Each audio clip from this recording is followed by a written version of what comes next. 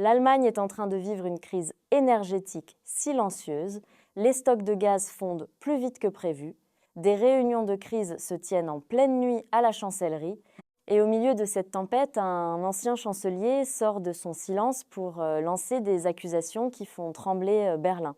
Des documents secrets, des négociations délibérément sabotées, des milliards perdus.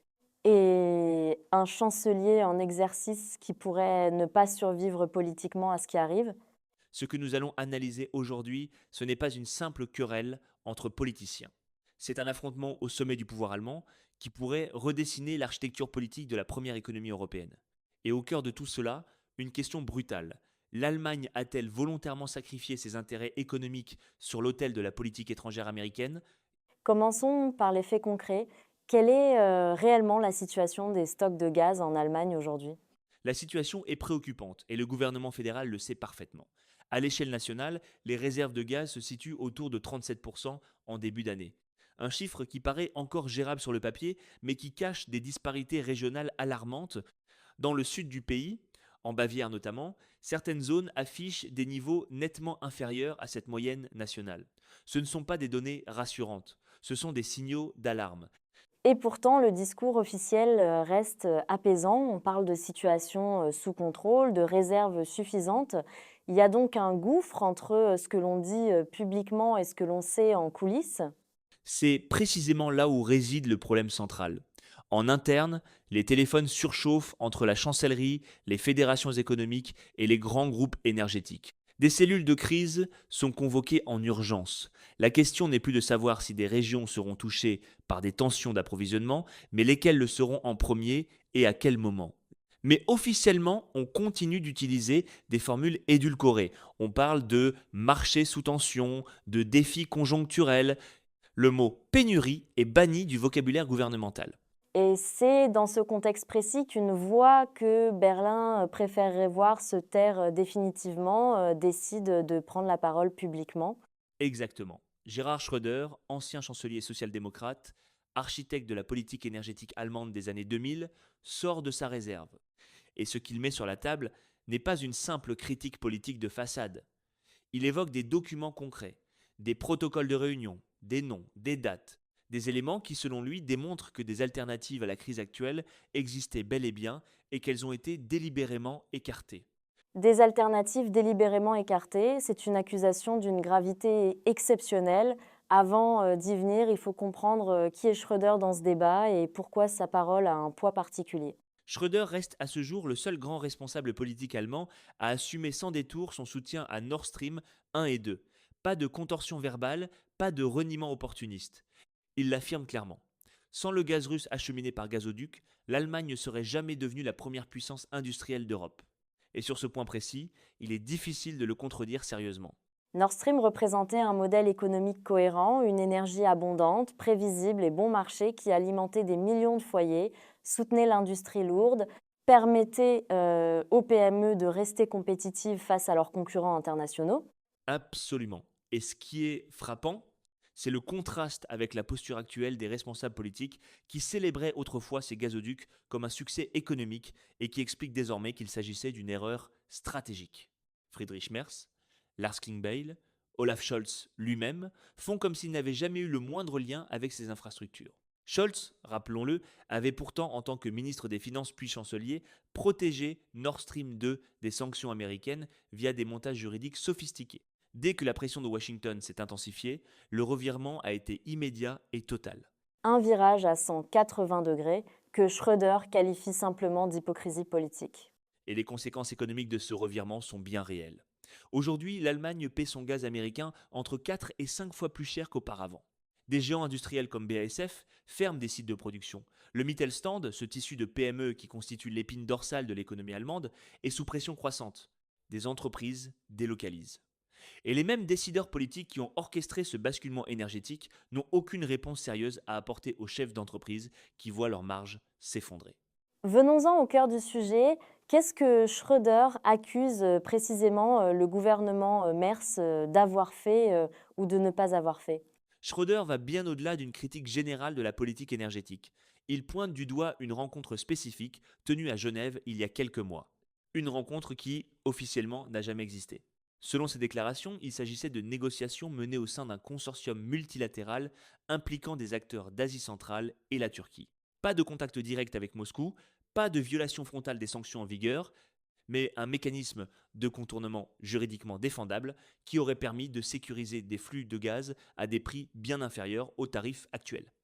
Ce qui rendrait cette accusation particulièrement explosive, c'est que ce n'était donc pas une utopie technique ou économique, c'était une solution réaliste, concrète, structurée.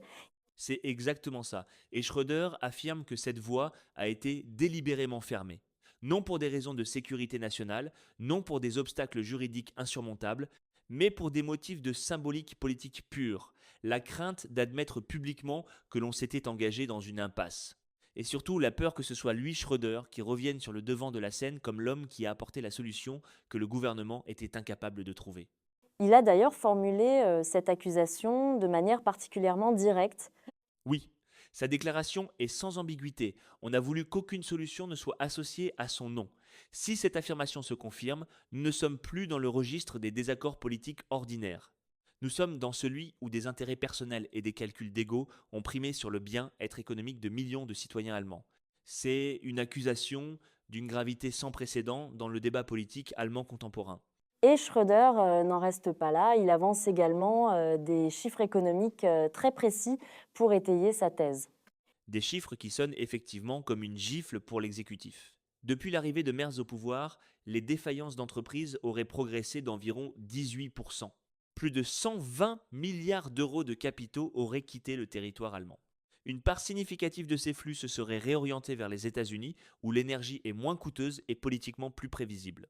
Ces données correspondent au ressenti d'un nombre croissant de dirigeants industriels qui, à voix basse, décrivent un processus de désindustrialisation rampante.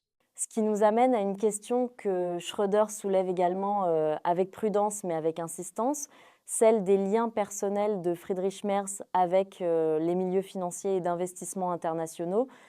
Il ne l'articule pas de manière frontale, mais il laisse entendre que des conflits d'intérêts potentiels mériteraient d'être examinés. De vieux réseaux, de vieilles loyautés, des façons de penser héritées d'un parcours dans la finance internationale, pour certains observateurs, cela relève de la spéculation. Pour d'autres, c'est une interrogation légitime que la démocratie devrait être capable de formuler sans être immédiatement disqualifiée. Et les marchés financiers, eux, ont-ils réagi à ces déclarations? Avec une nervosité mesurable, le DAX a montré des signes de faiblesse. Des investisseurs institutionnels font état d'une fébrilité croissante. Un dirigeant de premier plan du secteur automobile aurait confié en privé que si une partie seulement des accusations de Schröder venait à se confirmer, la position de Merz deviendrait politiquement intenable. Des propos de cette nature ne se prononcent pas à la légère dans les cercles économiques allemands. Quelle est la réaction du monde politique à ces déclarations? Est-ce que Berlin peut encore contenir cette tempête? La stratégie initiale du gouvernement a consisté à ignorer puis à minimiser. Officiellement, les accusations sont rejetées comme des allégations sans fondement, des règlements de compte d'un ancien dirigeant amer, mais en coulisses, l'atmosphère est tout autre. Certains fonctionnaires savent pertinemment qu'il y a eu des contacts, qu'il existait des documents, et que ces documents pourraient encore être produits. C'est précisément ce qui donne du poids aux mises en garde de Schröder. Il ne parle pas dans le vide. Et au sein même de la CDU, le parti de Merz, comment réagit-on? On observe des craquements significatifs. Des députés issus de régions industrielles prennent la parole de manière de plus en plus critique. Ils relaient les témoignages d'entrepreneurs qui ont cessé d'investir, de PME qui s'interrogent sur leur avenir en Allemagne, de lignes de production arrêtées. Ces inquiétudes ne peuvent pas être balayées par des appels moraux ou des déclarations de principe. Elles sont réelles, concrètes, existentielles. Et Markus Söder, le président de la CSU, dont le silence est remarqué par tous les observateurs? Ce silence est éloquent lui-même. En politique allemande, quand Söder ne parle pas, c'est souvent qu'il observe et qu'il calcule. Les analystes y voient une retenue stratégique délibérée. Celui qui se tait aujourd'hui conserve toutes ses options pour demain. Au sein de la CSU, la conviction semble progresser que Merz est fragilisé. La discipline de parti tient encore, mais pour combien de temps si la situation économique continue de se détériorer? Schröder règle également ses comptes avec son propre camp politique, le SPD. Sans ménagement. Il souligne n'avoir reçu aucun appel de la direction du parti, ni de Saskia Esken, ni de Lars Klingbeil. Personne ne lui aurait jamais demandé son avis sur les dossiers énergétiques, alors même qu'il avait, sous son mandat, garantit à l'Allemagne l'un des approvisionnements les plus sécurisés et les moins coûteux d'Europe. Klingbeil l'a publiquement accusé de s'être vendu sur le dossier Nord Stream. Schröder répond que c'est une falsification de l'histoire. Il affirme avoir défendu les intérêts allemands et qu'on cherche aujourd'hui à faire de lui le bouc émissaire d'une impasse que d'autres ont créée. Il y a aussi une dimension sociale dans son analyse qui touche directement au fondement du projet social-démocrate. C'est peut-être le volet le plus puissant de son intervention. Il rappelle que les prix élevés de l'énergie ne frappent pas d'abord les élites. Ils frappent les ouvriers, les retraités, les familles à revenus modestes. Une énergie abordable n'est pas un luxe, c'est le socle de la paix sociale. Lorsque se chauffer devient un problème budgétaire sérieux et que les emplois industriels disparaissent, la frustration populaire s'accumule. Et cette frustration finit toujours par trouver des débouchés politiques. Schröder présente ce scénario non comme une menace, mais comme une analyse froide des dynamiques sociales à l'œuvre. Ce qui explique en partie pourquoi ces propos se propagent à une vitesse considérable sur les réseaux sociaux. La vidéo a généré des millions de vues et des centaines de milliers de réactions. Pour une partie de l'opinion, Schröder incarne une époque où la politique se fondait davantage sur les intérêts nationaux concrets que sur des postures idéologiques. Pour d'autres, il reste une figure controversée en raison de ses liens passés avec des intérêts russes, mais plus personne ne peut se permettre de l'ignorer. Le débat qu'il a ouvert ne peut plus être refermé. Schröder soulève également la question du remplacement d'une dépendance par une autre. En quittant le gaz russe, l'Allemagne ne s'est-elle pas simplement soumise à une nouvelle tutelle énergétique? C'est l'un des axes les plus provocateurs de son analyse, et sans doute l'un des plus dérangeants pour les cercles dirigeants. Il formule les choses avec précision. En passant du gaz russe au GNL américain, l'Allemagne a substitué une dépendance à une autre. Mais la nouvelle dépendance est plus coûteuse, moins prévisible sur le plan logistique et politiquement conditionnée. Washington observe attentivement toute déviation de la ligne transatlantique sur l'énergie. Les pays européens qui cherchent à diversifier leurs approvisionnements s'exposent à des pressions diplomatiques. Il va même jusqu'à parler de chantage énergétique. Il emploie ce terme sans détour. L'énergie, dit-il, n'est plus traitée comme une base économique fondamentale. Elle est devenue un instrument de puissance géopolitique. Et l'Europe, selon son diagnostic, joue ce jeu au lieu de formuler et de défendre ses propres intérêts stratégiques. Cette vision est désormais partagée, à voix couverte, par certains dirigeants industriels qui affirment que l'Allemagne est en train de devenir le terrain de jeu d'intérêts étrangers. Tandis qu'on cherche à comprimer les coûts de production en Allemagne, on finance indirectement les exportations d'énergie américaine. Et sur la question du conflit ukrainien, Schröder adopte également une position qui tranche radicalement avec le consensus officiel européen. Il est catégorique sur ce point. Aucune des parties en présence ne peut remporter militairement ce conflit. Ni l'Ukraine, ni la Russie, ni a fortiori l'Europe. Chaque jour supplémentaire de guerre représente des vies perdues, des infrastructures détruites, des milliards engloutis que personne ne possède réellement. Il plaide pour ce qui est devenu presque un tabou à Berlin, une diplomatie sérieuse, pas par sympathie pour Moscou, mais par raisonnement froid. Les décisions finales se prennent à Moscou, et l'idée qu'on puisse mettre à genoux une puissance nucléaire par des livraisons d'armes croissantes lui semble fondamentalement irréaliste. Il note d'ailleurs que Donald Trump, dans ce contexte, adopte une approche qui le distingue de l'immobilisme européen. Oui, et c'est un élément qui a fait grincer beaucoup de dents à Bruxelles et à Berlin. Schröder observe que Trump a au moins affiché la volonté de mettre fin rapidement au conflit, qu'on partage ou non ses méthodes. Cette seule posture le distingue d'une classe politique européenne qui, selon Schröder, se complaît dans une rhétorique d'escalade sans vision de sortie. Ceux qui osent chercher le dialogue, comme Viktor Orban, sont immédiatement isolés politiquement et moralement disqualifiés. C'est précisément cette double morale qu'il dénonce avec vigueur. Et sur la question de Nord Stream lui-même, il va encore plus loin en évoquant la possibilité d'une remise en service. C'est peut-être la déclaration qui a eu le plus d'impact. Des ingénieurs avec lesquels il affirme s'être entretenu lui auraient confirmé que les dommages subis par les gazoducs sont techniquement réparables. Ce qui manque, dit-il, ce n'est pas la capacité technique, c'est exclusivement la volonté politique. Cette phrase agit comme un accélérateur d'incendie dans le débat parce qu'elle détruit l'argument central du gouvernement selon lequel il n'existerait aucune alternative viable à la politique énergétique actuelle. Si une alternative existe et qu'elle n'est pas poursuivie, la question du motif devient incontournable. Si l'on prend du recul sur l'ensemble de cette affaire, que retenir de l'intervention de Schröder au-delà des polémiques immédiates? Ce qui est remarquable dans cette intervention, c'est qu'elle force la classe politique allemande à un choix qu'elle repoussait depuis des mois.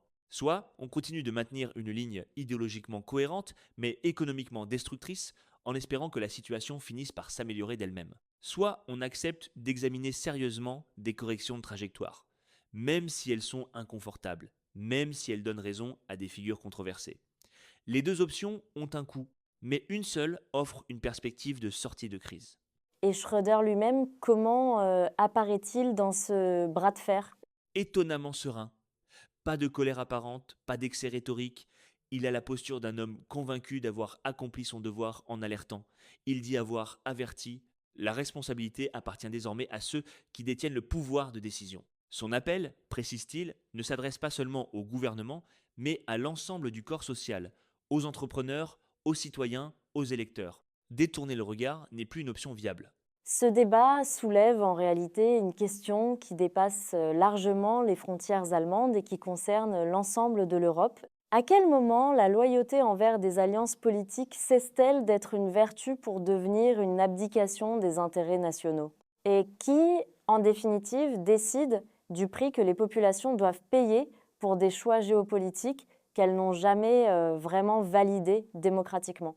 C'est précisément la question que Schröder pose. Et le fait qu'elle provoque une telle nervosité à Berlin suggère qu'elle touche quelque chose de profondément réel. L'Allemagne se trouve à un carrefour. Les décisions qui seront prises dans les prochaines semaines détermineront si le pays reste capable d'agir souverainement ou s'il continue de s'enfoncer dans une impasse dont il n'aura plus les moyens de sortir. Seul. Un débat qui, quoi qu'il arrive, ne disparaîtra pas parce que quand les factures de chauffage augmentent, que les usines ferment et que les emplois s'évaporent, les citoyens finissent toujours par exiger des réponses. Et ce soir, ces réponses tardent encore à venir de la chancellerie. C'est donc sur ces interrogations cruciales que prend fin notre analyse du jour. Merci de nous avoir suivis. Merci à vous.